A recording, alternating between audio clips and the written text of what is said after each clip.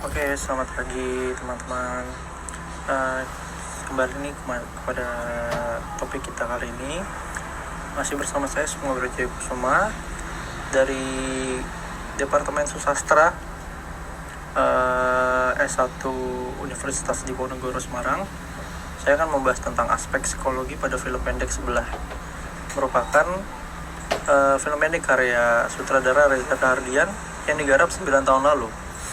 Menurut saya pribadi memiliki aspek psikologi sastra yang cukup dalam. Hal tersebut tergambarkan dari alur film yang tidak terduga apa inti dan maksud tujuannya. Mulai dari awal ketika ada seorang laki-laki baru yang menempati sebuah apartemen dan bertetangga dengan kamar sebelahnya. Tetangga tersebut merupakan seorang wanita muda cantik yang kerap mengajak berbicara tokoh utama dalam film tersebut. Terdapat beberapa babak pada film tersebut dan terangkai menjadi satu kesatuan cerita, mulai dari perkenalan, mengajak berbicara, membicarakan masalah pribadi, hingga pada permintaan tolong yang terus-menerus dilakukan oleh si wanita. Hal tersebut justru membuat pria semakin tertarik pada si wanita dengan paras yang rupawan dan sikap yang mudah bergaul, membuat si pria jatuh hati dengan mudah. Hingga pada satu scene, si pria menolong wanita karena terjadi teriakan dan suara gaduh dari kamar si wanita. Si pria pikir bahwa wanita dalam keadaan berbahaya yang dilakukan oleh pria satu kamarnya, sehingga ia mendobrak masuk ke dalam dan menikam pria yang satu kamar dengan wanita tersebut. Pria tersebut menikam si pria lainnya hingga tewas, dan perlakuan wanita seakan merasa dapat perlindungan sehingga berterima kasih mesra kepada si pria yang telah membantunya. Namun, puncak permasalahan terjadi baru dimulai. Pria yang menjadi tetangga tersebut pada akhirnya menjadi kekasih hati si wanita, yang pada awalnya hubungan mereka berdua berjalan dengan baik dan mesra, hingga pada suatu saat si wanita berbicara pada tetangga pria yang baru menempati apartemen tersebut. Perasaan cemas dari pria pun terjadi, seperti pola yang sama terjadi seperti awal ia mengenal si wanita, sehingga ia tidak dapat menahan diri untuk mendengar rekaman yang telah direkam sebelumnya. Namun waktu terus berjalan dan kata terlambat sudah datang.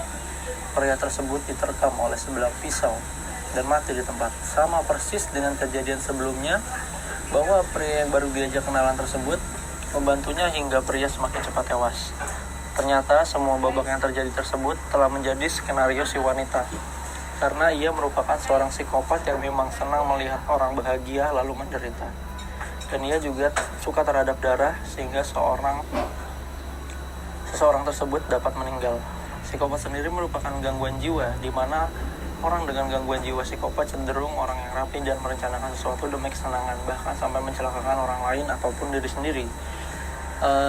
Aspek psikologinya, kita dapat melihat pandangan bahwa orang psikopat dapat dijadikan karya susastra dari aspek film, hingga bisa dilihat sudut pandang yang berbeda.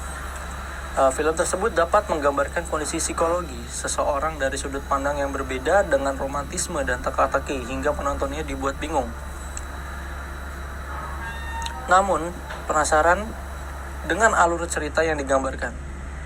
Alur cerita yang digambarkan cukup jelas, yang dituangkan dalam bentuk narasi, dialog, dan juga scene yang terdapat pada film tersebut, sehingga saya sendiri tertarik untuk membahas film ini.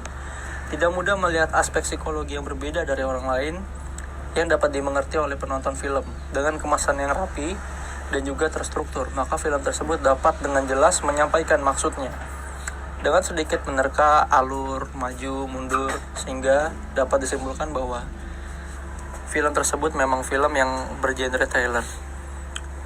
Dengan adanya film Sebelah ini merupakan gambaran nyata bahwa masih banyak gangguan jiwa yang memang dialami oleh orang-orang lainnya.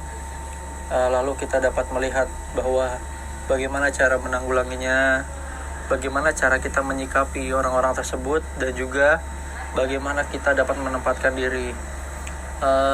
Bagus menurut saya film tersebut karena dapat melihat cakrawala yang lebih luas.